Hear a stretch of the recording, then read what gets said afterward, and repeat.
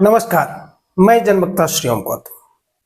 पिछले हफ्ते जिस तरीके से हाई कोर्ट के एक जज के यहाँ नोटों की बोरियां पकड़ी गई, तमाम शोरगुल हुआ, तमाम बातें हुई और उसके बाद सुप्रीम कोर्ट के चीफ जस्टिस ने जो रवैया अपनाया, कॉलेजियम ने जो रवैया अपनाया, उसको लेकर अभी भी पूरे देश में उबाल मचा हुआ है। लेकिन कहते हैं ना कि एक छोटी गलत घटना या कुछ गलती हो जाने से बहुत बड़ा परिणाम, अच्छा परिणाम भी आ सकता है। वही यहां होता हुआ दिख रहा है। रहीम ने भी कहा था कि रहमन विपदा हु भली जो थोड़े दिन हुए, और ये जो कहते हैं कि इसके अंदर जो छुपी हुई अच्छाई है उससे देश का बहुत बड़ा भला होने जा रहा है, ऐसा लगता है। ऐसा हम इसलिए कह रहे हैं कि संसद के अंदर भी इस मामले को लेकर खूब चर्चाएं हुई और कॉलेजियम ने इस मामले को दबाने की कोशिश की। 14 मार्च को नोट पकड़े गए थे, लेकिन बाद में उसको दबाया जाता रहा और अभी तक इस पर कोई बड़ा फैसला नहीं आया। हालांकि इन हाउस कमेटी जांच कर रही है, वो उस जज के घर पर भी गई, वह पूछताछ भी हुई है। दूसरी तरफ कॉलेजियम ने तमाम नान नुकुर के बाद में इस जज का ट्रांसफर उसके पेरेंट हाई कोर्ट इलाहाबाद में करने का फैसला जारी कर दिया है और इसके बाद इलाहाबाद हाई कोर्ट के जो बार एसोसिएशन है वो हड़ताल पर चले गए और उनका ये कहना है कि हम कूड़ा करकट अपने यहाँ नहीं लेंगे, भ्रष्ट जज के खिलाफ आप कार्रवाई कीजिए, उसको बर्खास्त कीजिए, हमारे यहाँ उसे भेजने की जरूरत नहीं है, और इसीलिए वो लोग हड़ताल पर चले गए हैं। अब बात करते हैं जो हमने जिस मुद्दे की तरफ इशारा किया है। दरअसल राज्यसभा के सभापति और भारत के उपराष्ट्रपति जगदीप धनखड़ ने दोनों ही नेताओं को, विपक्ष के नेता और नेता सदन को बुलाकर एक बैठक की और उस बैठक में यह तय हुआ है कि इस पूरे मामले पर संसद को भी अपनी जो राय है वो व्यक्त करनी चाहिए। इसके साथ साथ जगदीप धनखड़ ने सीजेआई को इस बात के लिए तो धन्यवाद दिया कि उन्होंने अब तक जो जांच हुई है उसकी रिपोर्ट पब्लिक डोमेन में, यानी कि पूरी जनता के सामने, भारत के नागरिकों के सामने रख दी है। लेकिन साथ ही साथ उन्होंने ये मुद्दा भी उठाया कि आज से करीब 11 साल पहले भारत की संसद ने एक कानून पास किया था। इसका नाम था नेशनल जुडिशरी अपॉइंटमेंट कमीशन, और ये पास हुआ था संसद के दोनों सदनों में सर्वसम्मति से। यानी कि यहाँ अगर देखा जाए तो सत्ता पक्ष का कोई दबदबा नहीं था, बल्कि सत्ता पक्ष और विपक्ष दोनों इसमें साथ साथ थे और सब ये चाहते थे कि जो राष्ट्रीय स्तर पर हाई कोर्ट और सुप्रीम कोर्ट के जजों की नियुक्ति का जो मामला है उसके लिए एक कमीशन की नियुक्ति हो और उसके द्वारा इस लोगों की नियुक्ति की जाए और जांच पड़ताल की जाए कि जिन लोगों को जज बनाया जा रहा है उनकी बैकग्राउंड क्या है, क्या वो इस पद के योग्य हैं या फिर भाई भतीजावाद की वजह से उन्हें बनाया जा रहा है। ये जो अभी तक होता आया है, और ये इसलिए होता आ रहा है क्योंकि सुप्रीम कोर्ट के जजों ने एक कॉलेजियम नाम की असंवैधानिक संस्था को बना लिया है। असंवैधानिक मैं इसलिए कह रहा हूं क्योंकि संविधान में कॉलेजियम का कहीं कोई जिक्र नहीं है। ये 90 के दशक में जजों के अपने परंपराओं के आधार पर बन चुकी है और इसके अनुसार जो सुप्रीम कोर्ट के 5 सीनियर मोस्ट जजेस होंगे उनका एक समूह होगा और यही समूह अन्य जजों की और हाई कोर्ट के जजों की या हाई कोर्ट के जो चीफ जस्टिस है उनकी नियुक्ति में अपना दखल देगा या उसका कार्य को संपादित करेगा। ये जो नया प्रस्ताव था, जो कानून बना था, जिस पर बाद में 2015 में राष्ट्रपति जो तत्कालीन थे प्रणब मुखर्जी, उनके सिग्नेचर भी हो चुके थे। साथ ही साथ ये दोनों सदनों से पास होने के अलावा भारत देश के 16 राज्यों की विधानसभाओं से भी ये प्रस्तावित हो चुका था, रेटिफाइड हो चुका था। यानी कि ये सीधे तौर पर जो कॉन्स्टिट्यूशनल अमेंडमेंट हुआ था 99वां, उसको पूरी तरीके से पूरे देश ने स्वीकार कर लिया था। लेकिन विडंबना देखिए कि इस देश की सुप्रीम कोर्ट में इसको लेकर याचिकाएं पड़ती हैं और अक्टूबर 2015 में तत्कालीन जो चीफ जस्टिस थे मिस्टर केहर, उसके अलावा 4 जज इसमें और थे, मदन बी लोकुर थे इसमें, कुरियन जोसेफ थे और एक गोयल थे। ये चारों जो जज थे, 5वें जज थे जस्टिस चेलमेश्वर। ये जो पहले 4 जज हैं इन्होंने अपनी सहमति दी थी इस कानून को रद्द करने के लिए, यानी कि जो संवैधानिक संशोधन था उसको ही इन्होंने नकार दिया, जबकि जस्टिस चलमेश्वर ने ये कहा था कि नहीं, ये जो कानून बना है ये उचित है और इसमें कोई भी असंवैधानिक तत्व नहीं है, इसको इसीलिए इसे वैलिड माना जाना चाहिए। लेकिन इन्होंने 4-1 के फैसले में उस कानून को ही पलट दिया था जिस पर राष्ट्रपति के भी हस्ताक्षर हो चुके थे। यानी अगर तत्वतः देखा जाए तो भारत के संविधान में राष्ट्रपति इस देश का सर्वोच्च अधिकारी होता है, लेकिन सुप्रीम कोर्ट के उस असंवैधानिक कॉलेजियम ने या उस कॉलेजियम के पक्ष में बनी हुई उस बेंच ने उस कानून को बदल दिया जो कि राष्ट्रपति द्वारा अनुमोदित था, देश की 16 राज्यों की विधानसभाओं द्वारा भी अनुमोदित था और संसद द्वारा सर्वसम्मति से पास हुआ था। अब सवाल उठता है कि इसमें ऐसा क्या था जिससे ये जज सहमत नहीं थे या दूसरे जो ग्रुप थे जिन्होंने याचिकाएं डाली थी वो लोग सहमत नहीं थे। बहुत से लोगों को लगा कि शायद सरकार की दखलंदाजी नहीं चाहते थे ये जजों की नियुक्ति में, जबकि इस पूरे कानून के द्वारा जो एक कमीशन बनाने का प्रस्ताव था उसमें सरकार की कोई दखलंदाजी नहीं थी। अभी जो कॉलेजियम में 5 जजेस होते हैं उसमें 3 सीनियर मोस्ट जजेस को होना था सीजेआई के साथ में, यानी कि अगर देखा जाए तो जो 2 अन्य जज है सीनियरिटी में वो इसमें नहीं थे, उनकी जगह यहाँ पर लॉ मिनिस्टर को रखा जाना था और उसके अलावा 2 एमिनेंट पर्सन यानी कि 2 विद्वान लोगों को भी इस कमीशन में रखा जाना था। अभी जो कॉलेजियम में 5 लोग होते हैं और उस जुडिशियल कमीशन में 6 लोग होते हैं, जिसमें एक संख्या बढ़ रही थी और वो बढ़ इसलिए रही थी कि लॉ मिनिस्टर इसमें थे, 3 जजेस में थे और जो 2 एमिनेंट पर्सन थे वो अपने क्षेत्रों के विद्वान पुरुष यानी कि भारत के गणमान्य व्यक्तियों में से 2 लोगों को चुना जाना था। इनके चुनने में प्रधानमंत्री, विपक्ष के नेता और तमाम दूसरे लोगों का दखल था, चीफ जस्टिस भी उसमें थे।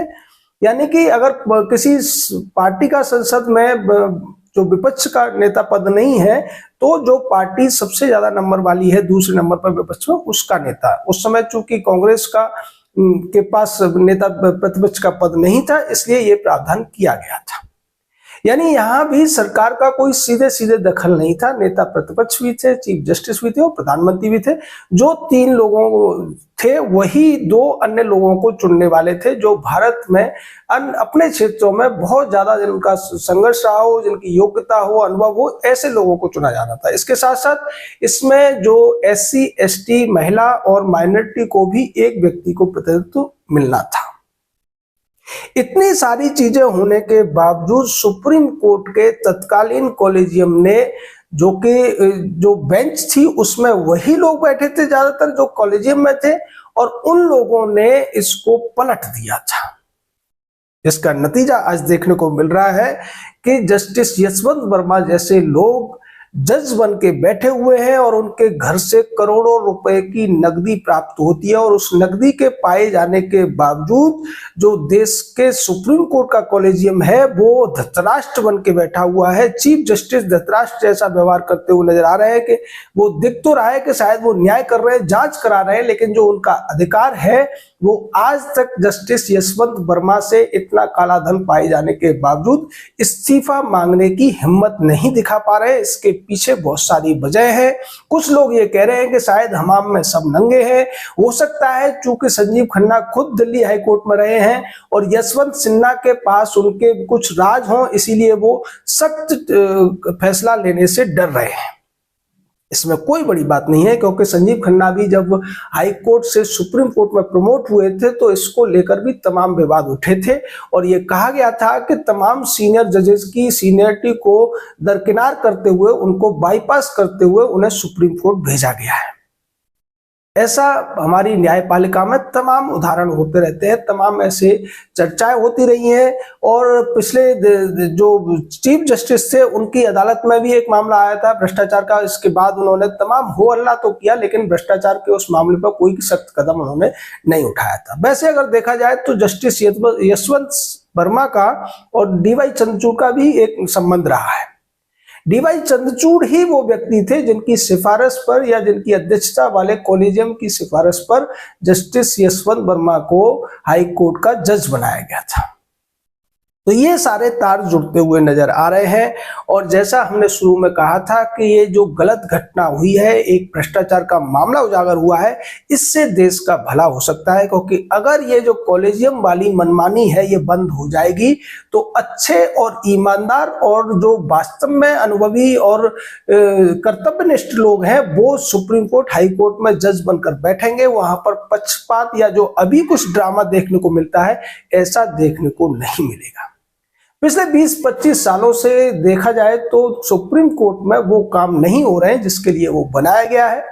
केसेस की पेंडेंसी ये बताती है कि सुप्रीम कोर्ट जो कि अपीलीय न्यायालय है वो अपना अपीलीय न्यायालय वाला काम नहीं कर रहा है। वो केवल और केवल रसूखदार लोगों को, पैसे वाले लोगों को या फिर बड़े बड़े कॉरपोरेट मामलों में ही फैसले देने का काम कर रहा है, जिनमें के बड़े बड़े वकील पैरवी करते हैं, जो मोटी रकम लेते हैं। और कहा तो यहां तक जाता है कि उस रकम का कुछ हिस्सा या एक बड़ा हिस्सा उन जजों को भी जाता है जो उन केसेस को सुन रहे होते हैं। अभी पिछले दिनों जब डी.वाई. चंद्रचूड़ चीफ जस्टिस थे तब ये तमाम बातें मीडिया में सामने आई थी कि अभिषेक मनु सिंह भी जो केजरीवाल का केस लड़ रहे थे या केजरीवाल की पार्टी के तमाम नेताओं का केस लड़ रहे थे, वो उनके साथ में कॉलेज में सहपाठी रहे थे और उन्हीं संबंधों का लाभ लेते हुए उन्हें ये फायदा दिया गया था कि सबसे ज्यादा केसेस केजरीवाल या उससे जुड़े हुए लोगों के सुने गए थे। जबकि सुप्रीम कोर्ट में 30-30 साल से केस पेंडिंग है, 35-35 साल से केस पेंडिंग है। पूरे देश में 5.5 करोड़ से ज्यादा केसेस पेंडिंग है। अकेले सुप्रीम कोर्ट में 70,000 से ज्यादा केसेस पेंडिंग है और उन केसों में सालों के केस हैं लेकिन उनको नहीं सुना जाता है। जबकि केजरीवाल की मामले में ये देखा गया था कि 6 महीने के भीतर आज तक का रिकॉर्ड है कि सबसे ज्यादा समय सुप्रीम कोर्ट ने अगर किसी व्यक्ति को या किसी संस्था को या किसी संस्था से जुड़े हुए लोगों को दिया था तो वो केजरीवाल था। ये सब कोई संयोग नहीं है, बल्कि इसे आप दुर्योग कह सकते हैं या फिर खामी कह सकते हैं हमारे देश की न्यायपालिका की। अगर केसेस सुने जाने हैं तो वहां पर जो पेंडेंसी है उसके हिसाब से सुने जाने चाहिए, जो केस पहले से है उसको पहले सुना जाना चाहिए। लेकिन ऐसा होता नहीं है क्योंकि कॉलेजियम की मनमानी चल रही है। और ये जो बड़ी घटना सामने आई है उसके बाद फिर से संसद सक्रिय हो गई है। और अगर राजनीतिक पार्टियां इस मुद्दे पर फिर से एकजुटता दिखाती हैं जैसी 2014 में दिखाई गई थी, तो शायद फिर से जो नेशनल जुडिशियल अपॉइंटमेंट कमीशन है उसका जो कानून था उसको दोबारा से बहाल किया जा सकता है।